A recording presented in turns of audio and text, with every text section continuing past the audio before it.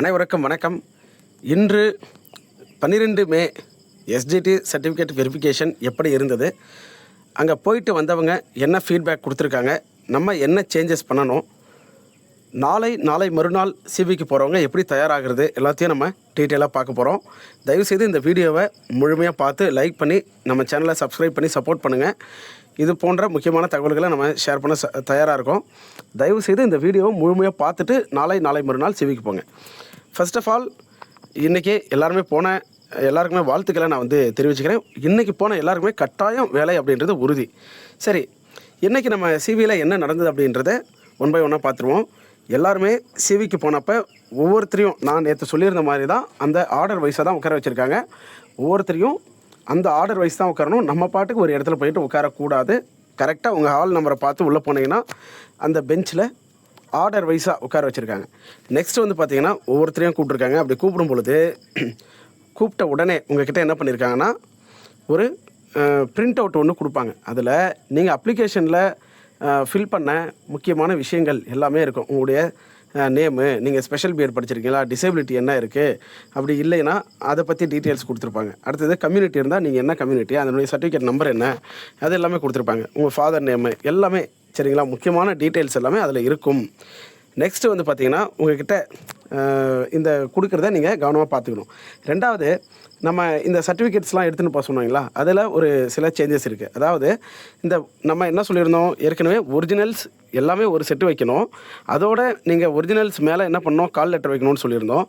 அதே போல் xerox 2 set நீங்கள் வச்சுக்கோங்க, அதில் செல்ஃப் அட்டஸ்டேஷன் பண்ணி வச்சுக்கோங்க அப்படின்னு சொல்லியிருந்தோம். அனெக்சர் 1 அனெக்சர் 2 நீங்கள் என்ன பண்ணணும், உங்களுடைய ஒரிஜினல் கூட வைக்கக்கூடாது. ஜெராக்ஸில் தான் நீங்கள் ஃபஸ்ட்டு கால் லெட்ரு, அதுக்கப்புறம் அனெக்சர் 1 அனெக்சர் 2 உங்களுடைய ஒரிஜினல்ஸ் வச்சுட்டு அதுக்கு கீழே அந்த 10th 12th டேட்டட் சர்டிஃபிகேட்டு, அதே போல் டிகிரி, அதாவது உங்களுடைய கன்சால்டேட் மார்க் ஷீட்டு, அதுக்கப்புறம் டெட்டு மார்க் ஷீட்டு, அதாவது TET certificate, plus PSTM, community, disability இருந்தால் அதுக்கான சர்டிஃபிகேட்டு, கான்டாக்ட், கேரக்டர்லாம் வைக்க சொல்லியிருந்தோம். இப்போவும் அதே போல் தான் வைக்கணும். இதில் இந்த ஒரிஜினல்ஸில் மட்டும் என்ன சொல்லியிருக்காங்க அப்படின்னா, நம்ம ஒரிஜினல் கூட கால் லெட்டர் வைக்க சொல்லியிருந்தோம். மேலே கால் லெட்டர் வச்சுருங்க, அதுக்கப்புறம் அந்த ஆர்டர் வைஸாக அவங்க கொடுத்துருக்க ஆர்டர் வைஸு உங்களுடைய ஒரிஜினல்ஸ் எல்லாத்தையும் வைங்கன்னு சொல்லியிருந்தோம். இப்போ அவங்க என்ன கேட்குறாங்கன்னா, ஒரிஜினல் கூட கால் லெட்டர் தேவையில்லை, சரிங்களா. ஒரிஜினல் கூட நீங்கள் கால் லெட்டர் வச்சாலும் பிரச்சனை இல்லை, ஆனால் வைக்க தேவையில்லை, சரிங்களா. அதனால் ஒரிஜினல் கூட கால் லெட்டர் வேண்டியதில்லை. டேரெக்டாக நீங்கள் 10th 12th டேட்டடு, அப்புறம் dated mark sheet, TET certificate, PSTM இப்படி வச்சுட்டு போயிட்டே இருக்கலாம், சரிங்களா. அப்போ இங்கே ஒரு சேஞ்சஸ் என்னென்னா, ஒரிஜினல் கூட நீங்கள் கால் லெட்டர் வைக்க தேவையில்லை, ஃபஸ்ட்டு விஷயம். ரெண்டாவதான ஒரு விஷயம் என்னென்னா, நீங்கள் இந்த ஜெராக்ஸ் வச்சுருக்கீங்க இல்லையா, ஜெராக்ஸில் ஃபஸ்ட்டு நம்ம எப்படி சொல்லியிருந்தோம், கால் லெட்டர் வைங்க, அனெக்சர் 1 வைங்க, அனெக்சர் 2 வைங்கன்னு சொல்லியிருந்தோம் இல்லைங்களா. இப்போ இதில் ஒரு சேஞ்ச் என்னென்னா, கால் லெட்டர் ஃபஸ்ட்டு வச்சுட்டு அனெக்சர் 2 ஃபஸ்ட்டு வச்சுருக்காங்க இன்றைக்கி, சரிங்களா. அனெக்சர் 2 ஃபஸ்ட்டு வச்சுட்டு அனெக்சர் 1 அனெக்சர் 2க்கு கீழே வச்சுருக்காங்க, சரிங்களா. இது ரெண்டாவது சேஞ்சஸ். இந்த அனெக்சர் 1 and 2 வைக்கும்போது கண்டிப்பாக நீங்கள் கவனமாக என்ன பண்ணியிருக்கணும், அந்த கெசட்டட் ஆஃபீஸர்கிட்ட சைன் வாங்கியிருக்கீங்களான்னு பாருங்கள். கெசட்டட் ஆஃபீஸர்னால் அவங்க குரூப் ஏ குரூப் பியில் இருக்கணும். கண்டிப்பாக பார்த்திங்கன்னா அவங்க ஹை ஸ்கூல் ஹெச்எம்மோ, ஹையர் செகண்டரி ஸ்கூல் ஹெச்எம்மோ, பிஜி அசிஸ்டண்ட்டோ, டாக்டரோ இந்த மாதிரி கேடரில் இருக்கணும். நீங்கள் சிலர் பார்த்திங்கன்னா மிடில் ஸ்கூல் ஹெச்எம் கிட்டேயோ அல்லது எலிமெண்ட்ரி ஸ்கூல் ஹெச்எம் கிட்டேயோ, பிடி அசிஸ்டன்ட் கிட்டேயோ நீங்கள் சைன் வாங்கிட்டு போயிருந்தீங்கன்னா அது அக்செப்ட் பண்ணிக்க மாட்டாங்க. அதனால் இந்த மாதிரி தான் நீங்கள் வாங்கியிருப்பீங்க நம்புகிறேன். அப்படி இல்லைனா கண்டிப்பாக கரெக்டாக வாங்கிட்டு போயிடணும். ஏன்னா அதனால் உங்களை ரிஜெக்ட்லாம் பண்ண மாட்டாங்க.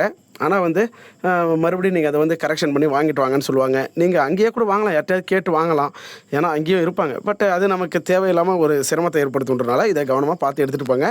அப்போ ஃபஸ்ட்டு நீங்கள் கால் லெட்டர் வைக்கிறீங்க, அனெக்சர் 2 வைக்கிறீங்க ஃபஸ்ட்டு, சரிங்களா. அனெக்சர் 2 கால் லெட்டர் கீழே அனெக்சர் 2, அதுக்கு கீழே அனெக்சர் 1 வச்சுட்டு உங்களுடைய எல்லா சர்டிஃபிகேட்ஸையும் வச்சுக்கிறீங்க, சரிங்களா. இப்படி தான் 2 செட்டு வைக்கிறீங்க.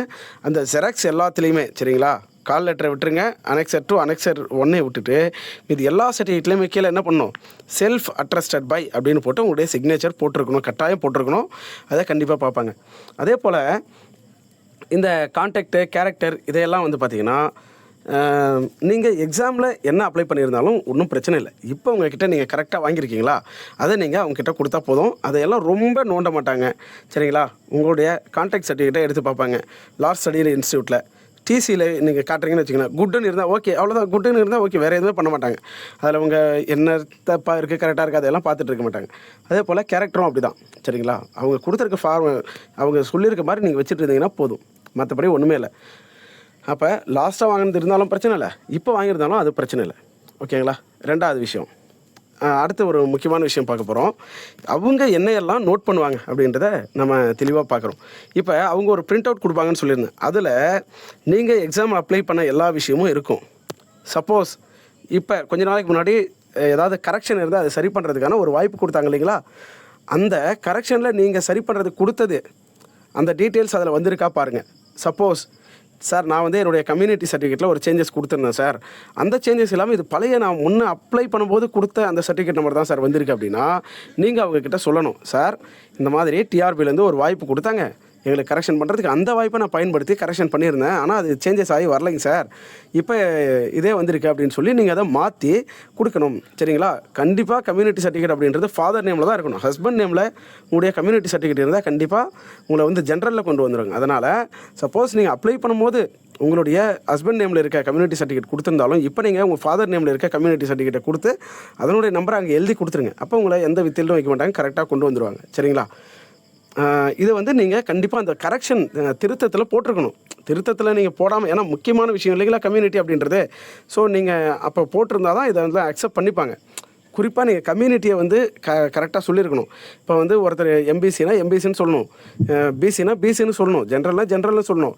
சார் நான் வந்து பிசின்னு சொல்லிவிட்டு இப்போ வந்து எம்பிசிக்கான சர்டிஃபிகேட்டையோ அல்லது எம்பிசின்னு சொல்லிட்டு பிசிக்கான சர்டிஃபிகேட்டோ கொண்டு போனீங்கன்னா கண்டிப்பாக உங்களை அக்செப்ட் பண்ண மாட்டாங்க. அப்படி கொண்டு போகிறதா இருந்தால் முன்னாடியே கரெக்ஷனை போய் நீங்கள் சொல்லியிருக்கணும். இது ஒரு முக்கியமான விஷயம். அடுத்து வந்து அவங்க என்னெல்லாம் நோட் பண்ணுவாங்கன்னா உங்களுடைய 10th 12th இந்த கம்யூனிட்டி டெட்டு, சரிங்களா, இந்த மாதிரி விஷயங்களை தான் தெளிவாக நோட் பண்ணுவாங்க. உங்களுடைய டிசேபிலிட்டி, அதே போல் உங்களுடைய அந்த டேட், இது தொடர்பான விஷயங்களை தெளிவாக நோட் பண்ணுவாங்க. மற்றபடி இந்த கான்டாக்ட், கேரக்டர் இதையெல்லாம் ரொம்ப நோண்டிக்கிட்டே இருக்க மாட்டாங்க. சரிங்களா? அதை தெளிவாக நீங்கள் கவனம் வச்சுங்க. ஸோ அவங்க வந்து பர்சன்டேஜ் எல்லாத்தையும் வெரிஃபை பண்ணுவாங்க. வெரிஃபை பண்ணிவிட்டு உங்கள்கிட்ட ஏதாவது சேஞ்சஸ் இருந்தால், கரெக்ஷன் இருந்தால் அவங்க சொல்லுவாங்க. மற்றபடி சார் உங்களுடைய கான்டாக்ட் சர்டிஃபிகேட்லையோ கேரக்டர் சர்டிஃபிகேட்லையோ உங்களோட நேம்லையோ எதிலே ஒரு ஸ்பெல்லிங் மிஸ்டேக் இருக்கலாம். சரிங்களா? அதை குறித்து நீங்கள் போய் அவங்ககிட்ட ரிமைண்ட் பண்ணாதீங்க, சார் என்கிட்ட இந்த மாதிரி மிஸ்டேக் இருக்குது சார், இது எதனா பிரச்சனை ஆகுமா, அது எதனா பிரச்சனை ஆகுமான்னு நீங்களே கேட்காதீங்க.